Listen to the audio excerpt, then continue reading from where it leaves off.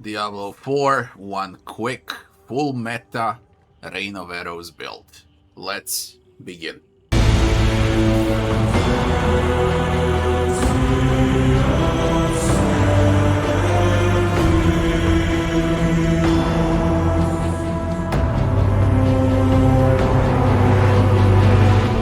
I hate doing meta builds, but hey, I had a full stash of items and I was like, okay, let's make one meta build. I usually play off meta builds and try to make them powerful, okay?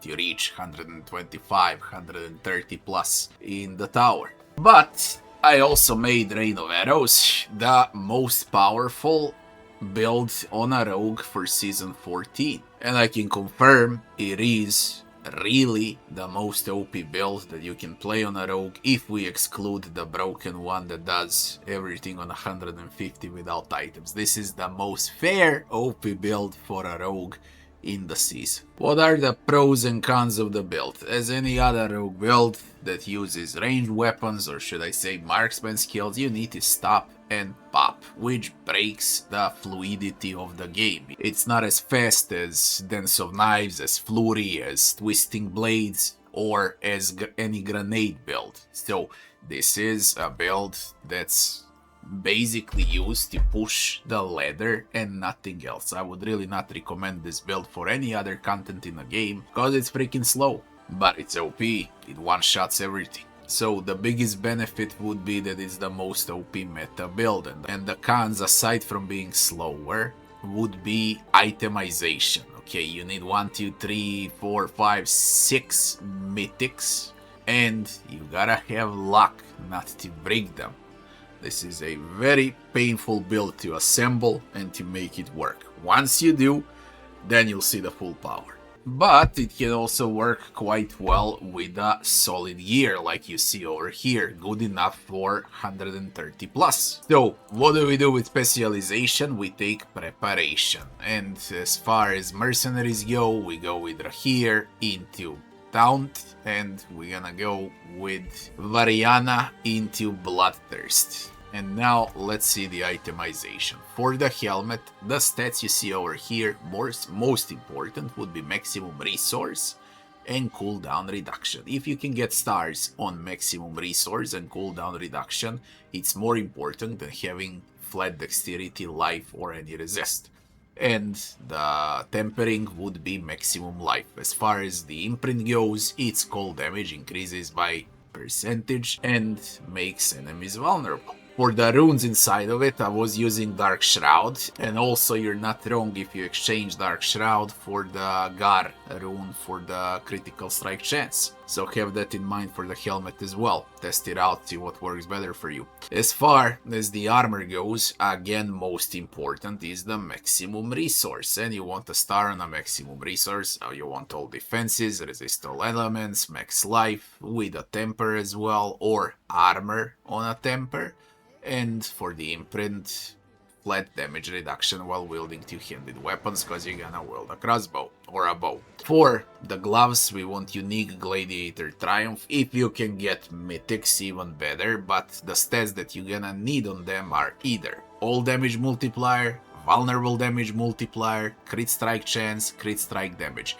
Something out of those plus dexterity. And for the temper, you either want critical strike chance or critical strike damage. Now, for the pants, it's full defense with Shrouded Gift. When you enter stealth, and you're gonna enter stealth non-stop on this build, you get 40% increased damage reduction. This is extremely important. As far as the rest of the stats go, same applies like for helmet and armor, if you can find stats like those. If not, you see the stats here: move speed, life, resists, dex. For the boots, Beast Falls, if you can get mythics, even better. And this is mandatory for the build, by the way. Till now, nothing was mandatory. Now this is mandatory, you gotta grab this ones. Andariel, I think, drops Beastfall, and that's what you need to farm if you wanna grab something like this. But you also need mythics. So what we need on them, we need maximum resource. Everything else doesn't matter that much for the temper, move speed. Now, as far as the two-handed weapon goes, we want bow or a crossbow with imprint increase ferocity stacks up to 12. For the stats, what we need: Dex, Life, all damage multiplier, cold damage multiplier, and critical strike damage with temper on critical strike chance. For the gems, by the way, inside of the bow or a crossbow, we want blues for cold damage multiplier. If you don't have enough, you can always use whites, diamonds for all damage multiplier instead of cold damage multiplier, similar percentage. As far as the runes go, in a Shrouded Gift, I was using Buck and Q, Earth and Bulwark, basically. For the dagger, sword, what we want would be an aspect for cold damage, deals increased damage to chill enemies, and the bonus is tripled when you freeze enemies. You're gonna freeze them non-stop, basically, so it is tripled, nearly 150. How much is it? 135%, yeah. As far as the stats go, we want Dex, Life, Crit, cold damage multiplier, critical strike chance, critical strike damage. For the temper, it would be critical strike chance, as you see it over here. This one actually rolled quite well.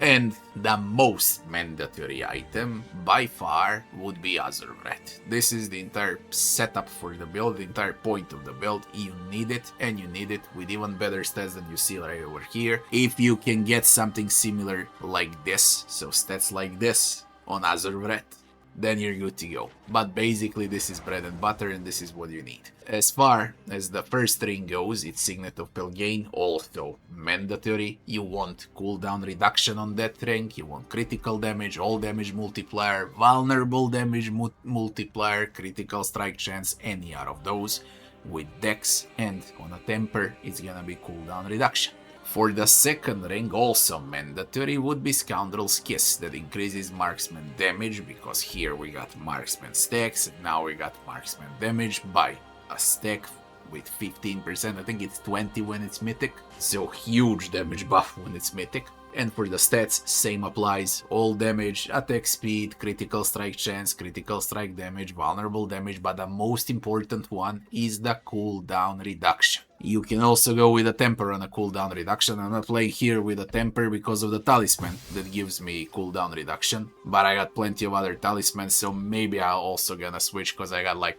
15 of those scoundrels if I decide to play, which I won't probably, because I usually don't play meta builds. And for the amulet, we want Imprint with casting an ultimate, generates energy when you cast a spell. What does it mean? Your ulti spends an entire energy bar, and this one restores it back, and you have energy non-stop, okay, because of the preparation. Simple as that. For the second imprint in a cube, we want Overpower, increase damage by 23 to 30%. As far as the stats go, stats like you see them over here, the most important by far, again, it's cooldown reduction. So basically, it's resource and cooldown reduction on all items that you can grab. For the rest of the stats, offensive stats, we want critical strike chance, critical strike damage, vulnerable damage multiplier, all damage multiplier, cold damage multiplier. That's about it. Whatever you can find out of those, that is. Now, what about talismans? As you can see it over here, for a mythic, great to have is cooldown reduction or critical strike chance. And we want to play with Narrow Eye, 4 of them. That makes them 5 with a mythic, yeah. And Linta of the Sightless, Barrow of the Sightless, wherever you can grab for the second set.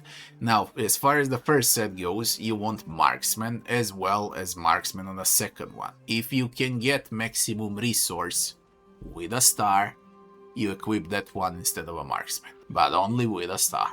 The rest goes to the plus 2 Marksman on every single one that you can get. If you can get that maximum resource, you're gonna be even stronger. Now let's go to the skill tree. For the skill tree, we want Heart Seeker. This is how you drag all enemies at one spot, because you're gonna pick Confluence, and you're gonna pick Pierce and Critical Strike Chance. So you shoot the Heart Seeker, and then you trigger Rain of Arrows. Heart Seeker combines all enemies on one spot, and then Rain of Arrows kills them. Okay, so for the primary skill, it's Heart Seeker. We skip core.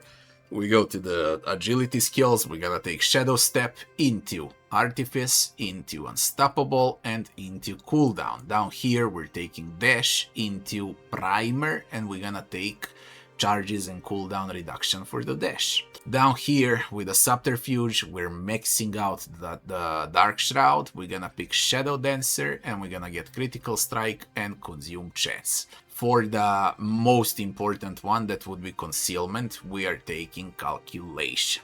Now, down from the Subterfuge into Imbuement, we're only taking Cold Imbuement, and we're gonna take Buffered Battery for the barrier, and we're taking cooldown into Overpower. And the build is called Rain of Arrows. We're maxing out Rain of Arrows, and we're taking Crashing Waves because it deals most damage out of everything, and we're gonna take Ferocity and cooldown.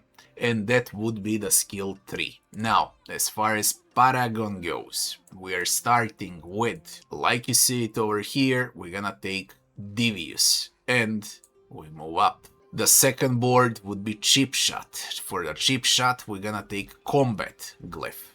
And this is how it's supposed to look like. For the third node, we're gonna take Eldritch Bounty. And on this Paragon board, we're taking Kenny. Then we're gonna go down, and we're gonna take Exploit Weakness. And over here, we're taking Fluidity. Pause when you want to. And for the final board, fifth one, we're gonna go with No Witnesses, and we're gonna take Versatility. And this is how this build is supposed to look like. Pause when you need to.